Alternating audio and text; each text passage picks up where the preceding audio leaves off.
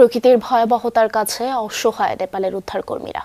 কাদামাটির মধ্যে নিখোঁজদের সন্ধানে চলছে 13,000 সেনা সদস্য ও পুলিশের নিরলস চেষ্টা, তবে সাফল্য মিলছে সামান্যই। দুর্যোগের 48 ঘন্টা পেরিয়ে গেলেও চীন তিব্বতে নিখোঁজ 1,500-এর বেশি মানুষ।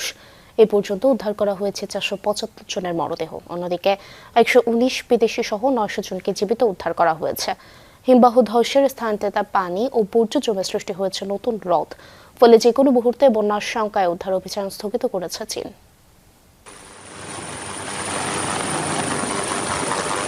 কাদামাটির মধ্যে দাঁড়িয়ে থাকাই যেখানে কষ্টকর, সেখানে হতভাগ্যদের খোঁজে উদ্ধারকর্মীদের এই প্রাণপণ চেষ্টা। নেপালে নিখোঁজ মানুষদের খোঁজে গত 48 ঘন্টা ধরে দিনরাত কাজ করে যাচ্ছে সেনা ও পুলিশের 13,000-এর বেশি সদস্য। সময়ের সাথে ক্ষীণ হয়ে এসেছে নিখোঁজদের বেঁচে থাকার সম্ভাবনা, তবে এরপরও হাল ছাড়তে নারাজ উদ্ধারকর্মীরা। হেলিকপ্টার দিয়েই চলছে জীবিতদের খোঁজ, পাশাপাশি জনবিচ্ছিন্ন দুর্গম এলাকাগুলোতে পৌঁছে দেওয়া হচ্ছে জরুরি ত্রাণ সামগ্রী। এছাড়া স্বজনদের কাছে অন্তত নিহতদের মরদেহ পৌঁছে দিতে চান তারা। অনেক স্থানে কাদামাটি আর ধ্বংসস্তূপ সরাতে ব্যবহার করা হচ্ছে ভারী যন্ত্রপাতি। ধ্বংসস্তূপের নিচে মৃতদেহ থাকতে পারে। বন্যার পানির তোরে ভেসে আসা অনেক মৃতদেহই চাপা পড়েছে বলে ধারণা করছি আমরা সেসব উদ্ধারের চেষ্টা চালিয়ে যাচ্ছি। এইসব ধ্বংসস্তূপের নিচে কি আছে আমরা জানি না, আমাদের শেষ পর্যন্ত অপেক্ষা করতে হবে।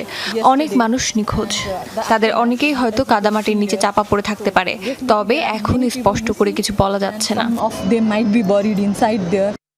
এদিকে উদ্ধার অভিযানে যোগ দিয়েছে বিভিন্ন দেশের উদ্ধারকারী দল। কয়েকটি গ্রাম থেকে উদ্ধার করা হয়েছে বেশ কিছু বিদেশি ও স্থানীয়কে।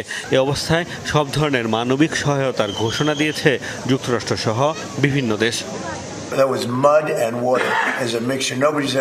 যা হয়েছে ভয়াবহ।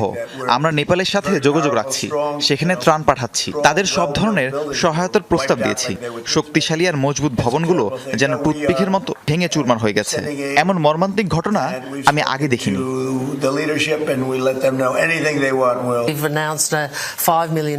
মানবিক সহায়তার অংশ হিসেবে আমরা $50 লাখ সহায়তা ঘোষণা করছি। এর মধ্যে $20 লাখ বিশ্ব খাদ্য সংস্থা এবং বাকি অর্থ বিভিন্ন অস্ট্রেলীয় সংস্থার মাধ্যমে দেয়া হবে, যাতে সাধারণ মানুষ চাইলে অনুদান দিতে পারবে। চলমান সংকটের মধ্যেই নতুন করে শঙ্কা জাগাচ্ছে সম্ভাব্য দ্বিতীয় পাহাড়ি ঢল। হিমালয় রেঞ্জে হিমবাহ ধসের স্থানটিতে পানি ও বর্জ্য জমে সৃষ্টি হয়েছে হ্রদ। ত্রিশুলী নদীর উজানে বাধাগ্রস্ত হয়েছে গতিপথ। এরই মধ্যে নতুন বন্যার শঙ্কায় তিব্বতে উদ্ধার অভিযান সাময়িকভাবে স্থগিত করেছে চীন। নেপাল চীন দুদেশ মিলিয়ে নিখোঁজ 1,500-এর বেশি। নেপালের নিখোঁজের তালিকায় রয়েছে অন্তত 32 দেশের নাগরিক। তিব্বতেও খোঁজ পাওয়া যাচ্ছে না 260 বিদেশির। মোস্তফা মাহমুদ, যমুনা নিউজ।